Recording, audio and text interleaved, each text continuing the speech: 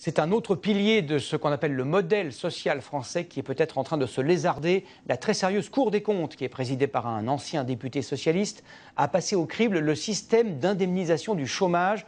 Chiffre à la pluie, il le juge de plus en plus inefficace et inéquitable.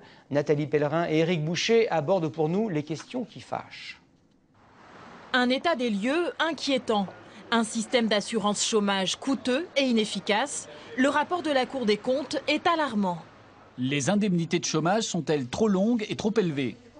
En France, un chômeur est indemnisé en moyenne à hauteur de 67% de son salaire sur une durée de 2 ans. C'est 2 fois plus longtemps qu'en Allemagne et 4 fois plus longtemps qu'au Royaume-Uni. Et le plafond des allocations versées atteint 6 100 €, c'est le record d'Europe. Un système trop avantageux pour les cadres? Pour un salaire net de 7 200 € par exemple, l'indemnisation chômage en France s'élève à 5 000 €. C'est le double de l'Allemagne.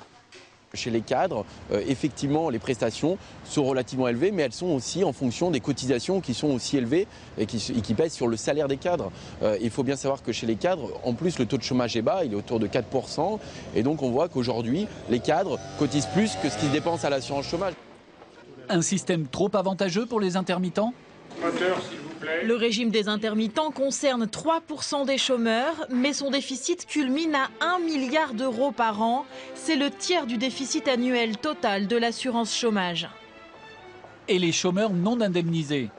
Plus de 620 000 chômeurs ne sont pas indemnisés et ne bénéficient pas non plus du RSA, un chiffre en augmentation dénoncé par la Cour des comptes.